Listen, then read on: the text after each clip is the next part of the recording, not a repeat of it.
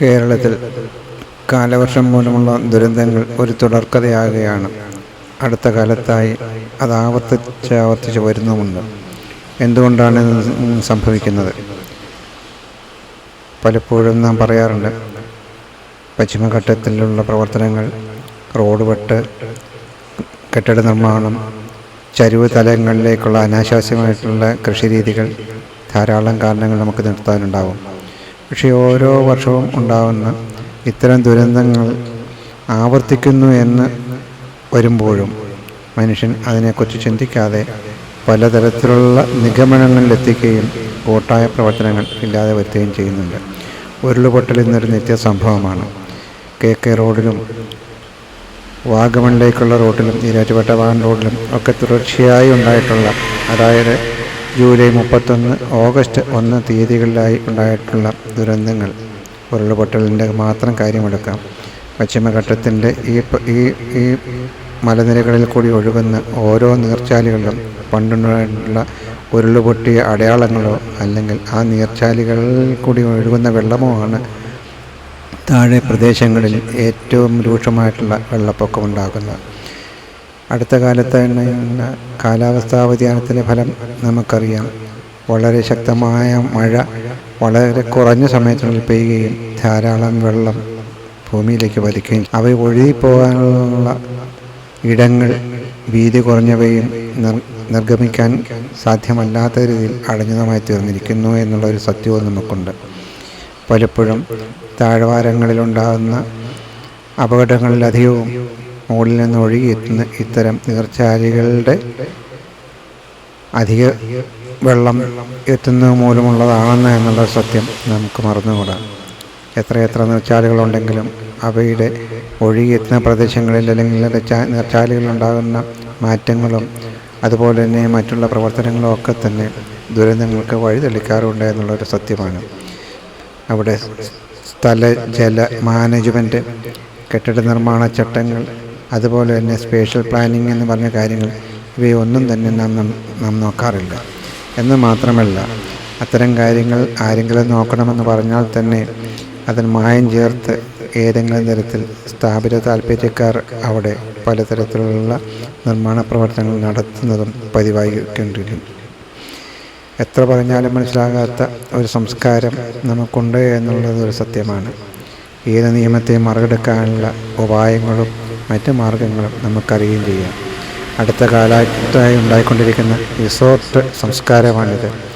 ഏറ്റവും ചരിവ് കൂടിയ പ്രദേശങ്ങളിൽ 70, 80, 90 ഡിഗ്രി ചരിവുള്ള പ്രദേശങ്ങളിൽ ധാരാളം ടൂറിസ്റ്റ് കേന്ദ്രങ്ങൾ പണിത് വെക്കുക നമുക്ക് ഇന്നൊരു പതിവായി തീർന്നിരിക്കുന്നു. റോഡുകൾ വെട്ടുമ്പോഴും ടൂറിസ്റ്റ് കേന്ദ്രങ്ങൾ പണിയുമ്പോഴും ചരിവ് പ്രദേശങ്ങളിൽ അധികമായി എത്തുന്ന സമ്മർദ്ദം മൂലം വെള്ളം കെട്ടി നിന്നും അല്ലാതെയുമുള്ള മണ്ണിടിച്ചിൽ അല്ലെങ്കിൽ ലാൻഡ് സ്ലൈഡിങ് ഒരു നിത്യസംഭവമാണ്. മഴക്കാലങ്ങളിൽ ഇത് കൂടെ ഉണ്ടാകുകയും ചെയ്യുന്നു. ആളുകൾക്ക് അപകടം സംഭവിക്കുന്നു, നാശനഷ്ടങ്ങൾ സംഭവിക്കുന്നു. എന്നാലും ഇന്നും ഇത്തരം പ്രവണതകൾക്ക് ഒരു മാറ്റവും നാം വരുത്തിയിട്ടില്ല. അങ്ങനെ വരുത്താതിരിക്കുന്നത് എന്തുകൊണ്ടായിരിക്കാം? നിയമങ്ങളില്ലാഞ്ഞാണോ? ആളുകൾക്കറിയത്തില്ലാത്തത് കൊണ്ടാണോ? ഒരിക്കലുമല്ല.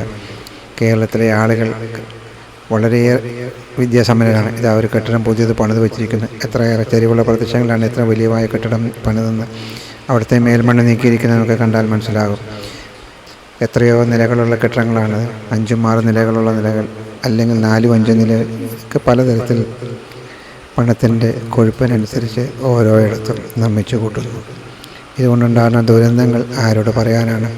മണ്ണ് നീക്കുന്നതിനെക്കുറിച്ചും അല്ലെങ്കിൽ ചെറുതലങ്ങളിലെ റോഡുകൾ വെട്ടുന്നതിനെക്കുറിച്ചുമൊക്കെ ധാരാളമായി പറഞ്ഞിട്ടുണ്ട്. ഒരുപക്ഷെ മാധവ് ഗാഡ്ഗിലൊക്കെ പറഞ്ഞ കാര്യങ്ങൾ കേൾക്കാനിട്ടാണ് ഇത് നോക്കുക. അടുത്ത ദിവസം ഉണ്ടായിട്ടുള്ള മണ്ണിടിച്ചിലിൽ വന്ന റോഡിൻ്റെ അവസ്ഥ, ഇതിൽ കൂടി വാഹനങ്ങൾ കടന്നു പോകണമെങ്കിൽ JCB വെച്ച് മണ്ണ് നീക്കം ചെയ്യുന്നതാണ്. പണ്ട് കാലങ്ങളിൽ ഇത്രയേറെ പ്രവർത്തനങ്ങൾ ഇവിടെ ഇല്ലായിരുന്നത് കൊണ്ട് റോഡ് കുറച്ചൊക്കെ ഭേദമായിരുന്നു, സുരക്ഷിതമായിരുന്നു. പക്ഷേ കാലം മാറി, റോഡിന് വീതി കൂട്ടി, മറ്റു പ്രവർത്തനങ്ങൾ അധികമായി വന്നു. അതുകൊണ്ട് തന്നെ മഴ പെയ്യുന്നതോടുകൂടി ഉരുൾപൊട്ടലും മണ്ണിടിച്ചിലും ഒരു തുടർക്കഥയായി തീരുകയും ചെയ്യുന്നു. വാഗമണിലേക്കുള്ള ഈരാറ്റുപേട്ട റൂട്ട് അല്ലെങ്കിൽ വാഗമൺ ഈരാറ്റുപേട്ട റൂട്ടിൽ ചുരുങ്ങിയ കിലോമീറ്ററിൽ 10-18 കിലോമീറ്ററിൽ ഉണ്ടായിട്ടുള്ള ഉരുൾപൊട്ടലുകളും മണ്ണിടിച്ചിലുകളും എത്രയേറെയാണെന്ന് നോക്കുക. സുരക്ഷാ സംവിധാനങ്ങൾ ഒരുക്കുന്നതിന് വേണ്ടിയിട്ട് ഫയർഫോഴ്സും മറ്റു കാര്യങ്ങളെല്ലാം ഉണ്ട്. അതുപോലെ തന്നെ ഈ കുന്നിൻ്റെ മുകളിൽ നിൽക്കുന്ന ഒരു കെട്ടിടത്തിൽ നോക്കുക, എത്രയേറെ ചരിവുള്ള പ്രദേശമാണ്. ആ കെട്ടിടത്തിൻ്റെ താഴ്ഭാഗത്ത് നിന്ന് മണ്ണിടിഞ്ഞ് മാറിയിരിക്കുന്നത് നമുക്ക് ശ്രദ്ധിച്ചാൽ മനസ്സിലാക്കാൻ പറ്റും. എത്രത്തോളം അപകടകരമായ അവസ്ഥയിലാണ് ഈ കെട്ടിടങ്ങൾ പണിത് വെച്ചിരിക്കുന്നത്. പക്ഷേ അത് ആരോട് പറയാനാണ്? അത്തരം ഒരു കാര്യം നമുക്കില്ല. ദുരന്തം ഉണ്ടാകുമ്പോൾ മാത്രം മുറവിളി കൂട്ടുകയും അതിനു വേണ്ടിയിട്ട് ഫണ്ടുകൾ സ്വരൂപിക്കുകയും ആളുകളെ സംരക്ഷിക്കുകയും ചെയ്യുക, ഇതൊക്കെ നമ്മുടെ സംസ്കാരത്തിൻ്റെ ഭാഗമാണ്. പക്ഷേ അപകടങ്ങളെ മുൻകൂട്ടി കണ്ട് പറഞ്ഞിരിക്കുന്ന കാര്യങ്ങൾക്ക് വേണ്ട രീതിയിൽ പ്രവർത്തിക്കുക എന്നുള്ളത് നമ്മുടെ ഒരു സംസ്കാരം മാത്രമല്ല, അത് നമ്മുടെ സ്വഭാവമല്ല. ഇത് കാരിയാട് ഭാഗത്തുണ്ടായിരിക്കുന്ന ഉരുൾപൊട്ടലുകളാണ്. എത്രയേറെ എണ്ണമാണെന്ന് നോക്കുക. ഇതെല്ലാം താഴെ വന്ന് ചേർന്ന് നിൽക്കുന്നു. മീനച്ചിലേക്കാണ് ഈ വെള്ളം ഒഴുകിയെത്തുന്നത്. കാരിയാട് ടോപ്പിൻ്റെ ഇരു ഭാഗങ്ങളിലുമുള്ള മലകളിൽ നിന്നാണ് അതാ റോപ്പ് വേയ്ക്ക് വേണ്ടി നിർമ്മിച്ചിരിക്കുന്ന അതിൻ്റെ ബേസ്മെൻറ്റിൽ പോലും മണ്ണിടിഞ്ഞിരിക്കുന്നത് കാണാം. ഉരുൾ പൊട്ടിയിട്ടുണ്ട്. അതൊക്കെയാണ് ഇനി നാളെ അവിടെ നിന്ന് ഇതാ വേറൊരു കെട്ടിടം, ആ കെട്ടിടത്തിൻ്റെ തറയോട് ചേർന്ന ഭാഗത്തും അല്ലെങ്കിൽ ബേസ്മെൻറ്റിൽ അവിടെ നിന്ന് ഉരുൾ പൊട്ടിയിട്ടുണ്ട്. മലമുകളിലൊക്കെ സ്ഥാപിച്ചിരിക്കുന്ന കെട്ടിടങ്ങളുടെ താഴ്ഭാഗത്ത് ധാരാളം ഉരുളുകൾ പൊട്ടി മണ്ണിടിഞ്ഞു പോയി ബലക്ഷയം സംഭവിച്ചിരിക്കുന്നു എന്ന് നമുക്കറിയാം. പക്ഷേ ഇവയൊക്കെ ലൈസൻസ് കിട്ടിയിട്ടുള്ളതാണ് അല്ലെങ്കിൽ കൊടുത്തിട്ടുള്ളതാണ്. ഇതിലേക്ക് റോപ്പ് വേയും മറ്റു കാര്യങ്ങളൊക്കെ ആളുകൾ ഉപയോഗിക്കുന്നതാണ്. ഇതിൽ അപകടം വന്നാൽ ആരാണ് അതിന് ഉത്തരവാദി? പക്ഷേ നിയമങ്ങൾ അവിടെ കടലാസിലുറങ്ങുമ്പോഴും ആളുകൾ അവർക്ക് ആവശ്യമായിട്ടുള്ള താല്പര്യങ്ങൾ ഉപയോഗിച്ച് ഓരോന്നും മറികടന്ന് ഓരോ നിർമ്മാണ പ്രവർത്തനം കാര്യങ്ങളും ഉണ്ടാക്കുകയും ചെയ്യുന്നു. ഫലമോ പ്രകൃതി കേൾക്കുന്ന ഇത്തരം ദുരന്തങ്ങൾ അല്ലെങ്കിൽ ഇത്തരം പ്രവർത്തനങ്ങൾ കൊണ്ട് ഉണ്ടാകുന്ന കുഴപ്പങ്ങളെ സംബന്ധിച്ച് ആരെങ്കിലും ബോധവാന്മാരാകാറുണ്ടോ? വഴിയിലേക്ക് ഇടിഞ്ഞുകൂടി കിടക്കുന്ന കല്ലും മണ്ണും മറ്റു കാര്യങ്ങളും. അടുത്ത ദിവസങ്ങളിലാണ് ഇത് മുഴുവൻ ഇവിടെ ഉണ്ടായത്. വളരെയേറെ ചരിവുള്ള പ്രദേശത്താണ്. യന്ത്രങ്ങൾ പ്രവർത്തിപ്പിച്ചാണ് ഈ റോഡുകളൊക്കെ ഇത്രയും ഭംഗിയാക്കി തീർത്ത്. മണ്ണിടിച്ചിൽ വളരെ വ്യാപകമായി ഉണ്ടാകുന്നു. അതോടൊപ്പം തന്നെ ഉരുൾപൊട്ടലും ഉണ്ടാകുന്നു. വേനൽക്കാലങ്ങളിൽ ഇവിടെയൊക്കെ തീ കയറാറുണ്ട്. അതുപോലെ തന്നെ വർഷമായി കഴിഞ്ഞാൽ ഉരുൾ പൊട്ടുകയും ചെയ്യുന്നു. എപ്പോഴാണെങ്കിലും ദുരന്തങ്ങൾ ഒരാവർത്തന കഥ പോലെ അതുണ്ടാകുന്നുണ്ട്. വളരെയേറെ ഉയരത്തിൽ നിന്ന് ഇരിച്ചെത്തിയിരിക്കുന്ന ഒരു മലയിടിച്ചിലാണ് അല്ലെങ്കിൽ ലാൻഡ് സ്ലൈഡിംഗ് ആണ്. പണ്ട് കാലത്തുണ്ടായിരിക്കുന്ന ഓരോ അരുവികളോടും ചേർന്ന് വീണ്ടും വീണ്ടും ഇത്തരം കാര്യങ്ങൾ സംഭവിക്കും എന്ന് നമുക്ക് ഇപ്പോൾ ഏകദേശം ബോധ്യമാണ്. പക്ഷേ അതിനുള്ള നിവാരണ പ്രവർത്തനങ്ങളോ കരുതലുകളോ ചെയ്യാറുണ്ടോ? ഒരിക്കലുമില്ല. റോഡിൻ്റെ വശങ്ങളിടിഞ്ഞ് അപകടം വളരെയേറെ യാത്ര വളരെ ബുദ്ധിമുട്ടായിരിക്കുന്നു, വളരെയേറെ അപകടകരമായിരിക്കുന്നു എന്ന് നോക്കുക. അടുത്ത ദിവസമായ ഒരു ഉരുളാണ്. ഇതിൻ്റെ മേൽഭാഗത്ത് വളരെയേറെ ഉയരത്തിൽ നിന്നാണ് ഇത് പൊട്ടി വന്നിരിക്കുന്നത്. ഇതിൻ്റെ താഴെയും ചേർന്നുമായി ധാരാളം സ്ഥാപനങ്ങളുണ്ട്. അവയെല്ലാം വളരെ പ്രധാനപ്പെട്ട ടൂറിസ്റ്റ് കേന്ദ്രങ്ങളിലേക്കുള്ള ചൂണ്ടുപലകളാണെന്നുള്ളതും നാം ഓർത്തിരിക്കേണ്ടതാണ്. പണ്ടിത്രയേറെ പ്രശ്നങ്ങളുണ്ടായിരുന്നില്ല, ടൂറിസ്റ്റ് കേന്ദ്രങ്ങളുണ്ടായിരുന്നില്ല. കെട്ടിടങ്ങളും അതുപോലെ തന്നെ അവയോടുള്ള അനുബന്ധിച്ചുള്ള മറ്റു കാര്യങ്ങളും അധികമായതോടുകൂടിയാണ് ഇത്രയും കൂടുതൽ പ്രശ്നങ്ങളുണ്ടായിരുന്നത്. ഒരു പക്ഷേ ഇതിൽ പലർക്കും വിജയിപ്പുണ്ടായിരിക്കാം, അല്ലെങ്കിൽ പരിസ്ഥിതികളുടെ വെറും വാചകം മാത്രം ആണെന്ന് പറയുന്നവർ കാണും.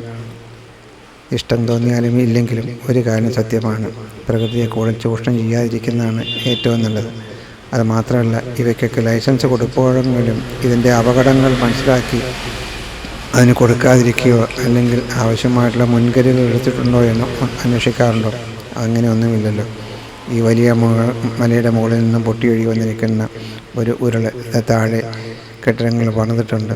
അവയും ടൂറിസ്റ്റ് കേന്ദ്രങ്ങളാണ്, അല്ലെങ്കിൽ റിസോർട്ടുകളോ മറ്റു കാര്യങ്ങളാണ്. ഒരുപക്ഷെ ഇവയൊന്നും റിസോർട്ടുകളായിരിക്കത്തില്ല, വീടുകളായിരിക്കാം. ഒരു വീടിൻ്റെ നമ്പരായിരിക്കാം അതിനൊക്കെ കൊടുത്തിരിക്കുന്നത്.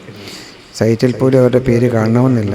പക്ഷേ ദുരന്തം കൊണ്ടുണ്ടാകാൻ കഴിയുമ്പോഴോ അപ്പോഴാണ് മുറവിളികൾ ഉയരുക. ഈ പ്രവണത നമുക്ക് എങ്ങനെ മാറ്റാൻ പറ്റും? സ്വയം ബോധവാന്മാരല്ലാത്തിടത്തോളം കാലം ആളുകൾക്ക് ഇത് പറഞ്ഞാൽ മനസ്സിലാകില്ല. ഉരുളുകൾ ഓരോന്നും എത്രയെത്ര ജീവനുകളെയാണ് കവർന്നെടുക്കുന്നത്, എത്രയെത്ര സമ്പത്താണ് നശിപ്പിക്കുക. ഒരല്പം അശ്രദ്ധ കൊണ്ടായിരിക്കാം ഒരു പക്ഷേ സംഭവിക്കുന്നത്. നോക്കുക, ഈ വലിയ കല്ലിൻ്റെ മുകളിൽ ഒരു റോപ്പ് ഉണ്ടാക്കിയിട്ടുണ്ട്, പക്ഷേ അവിടെയും മണ്ണിടിഞ്ഞ് പോയിട്ടുണ്ട്. ആ പാറയ്ക്കും ബലക്ഷയമുണ്ടായിട്ടുണ്ട്. താഴേക്ക് വന്ന ഉരുളിൽ തകർന്നു പോയ കെട്ടിടങ്ങളും അതുപോലെ തന്നെ എത്ര പേരുടെ അധ്വാനവുമാണ് ഇല്ലാതെയായിരിക്കുന്നത്. റോഡുകൾ നന്നാക്കുന്ന ധൃതിയിലാണ്. കാരണം സഞ്ചാരികൾ ഇനിക്ക് വരണം. ഇടുക്കി ജില്ല ഇപ്പോൾ സഞ്ചാരികൾക്ക് തുറന്നു കൊടുത്തിട്ടില്ല, അല്ലെങ്കിൽ ടൂറിസ്റ്റ് കേന്ദ്രങ്ങൾ അടച്ചിടാനാണ് നിർദ്ദേശം. അതുകൊണ്ട് മാത്രമാണ് ഈ റോഡ് ഇത്ര വിജനമായിരിക്കുന്നത്. പക്ഷേ 1-2 ആഴ്ചകൾക്കുള്ളിൽ ഇവയുടെ ഈ അവസ്ഥ മാറും. ധാരാളം ടൂറിസ്റ്റുകൾ ഇവിടേക്ക് വരാൻ ഇടയാകും. പക്ഷേ വലിയൊരു മഴ പെയ്താൽ വീണ്ടും ദുരന്തങ്ങൾ ആവർത്തിക്കും. നോക്ക്, എത്ര വലിയ പാറകളാണ് റോഡിലേക്ക് വീണിരിക്കുന്നത്. അവ പൊട്ടിച്ചു മാറ്റി സൈഡിലേക്ക് മാറ്റിയിട്ടിരിക്കുന്നു. പക്ഷേ മണ്ണിടിച്ചിൽ തടയുന്നതിന് വേണ്ടിയിട്ടുള്ള എന്തെങ്കിലും കാര്യങ്ങൾ ചെയ്തിട്ടുണ്ടോ? ഒരിക്കലുമില്ല. മാറ്റുന്ന മണ്ണ് അത് വേറൊരു സ്ഥലത്തേക്ക് ആയിരിക്കാൻ പോവുക. വീണ്ടും വേറൊരു സ്ഥലത്ത് ഉരുൾപൊട്ടലുണ്ടാകാം, അല്ലെങ്കിൽ മണ്ണിടിച്ചിലുണ്ടാകാം. എത്ര ആവർത്തി ഇത് സംഭവിച്ചാലും ആളുകൾക്കിത് മനസ്സിലാകുമെന്ന് തോന്നുന്നില്ല. നമുക്ക് പാരമ്പര്യമായിട്ടുള്ള അല്ലെങ്കിൽ നമുക്ക് കിട്ടിയിരിക്കുന്ന മറ്ററിവുകളിൽ നിന്ന് പല കാര്യങ്ങളും നാം മനസ്സിലാക്കേണ്ടതുണ്ട്. ആവശ്യമായ മുൻകരുതലും കാര്യങ്ങൾ നാം ചെയ്യേണ്ടതുണ്ട്. വെറുതെ പഴിച്ചിട്ട് കാര്യമില്ല. പ്രകൃതിയെ പഴിച്ചിട്ട് അതിനെയൊന്നും നാം ഇനി പഠിപ്പിക്കേണ്ടതില്ല. നാമാണ് മനസ്സിലാക്കേണ്ടതും മാറേണ്ടതും. അതിനുള്ള പ്രവർത്തനങ്ങൾ നമുക്ക് ചെയ്യാൻ കഴിയുമോ? എങ്കിൽ മാത്രമേ ഈ ദുരന്തങ്ങൾ ഇല്ലാതെയാകുകയുള്ളൂ. അല്ലെങ്കിൽ മുൻകൂട്ടിയുള്ള പല മുന്നറിയിപ്പുകളിലും അതിനനുസരിച്ച് പ്രവർത്തിക്കാൻ മനുഷ്യന് താല്പര്യം ഉണ്ടാകുകയുള്ളൂ.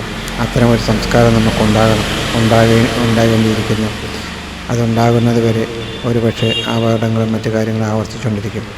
പക്ഷേ ഒരു പ്രദേശത്തെ മുഴുവൻ ഭീകരാവസ്ഥയിലാക്കി തീർക്കുന്ന ഇത്തരം കാര്യങ്ങൾ നടക്കുമ്പോൾ ഇത് ആളുകളുടെ അജ്ഞത കൊണ്ടാണ് സംഭവിച്ചതെന്ന് ആർക്കെങ്കിലും മനസ്സിലാകുമോ? ഒരിക്കലുമില്ല.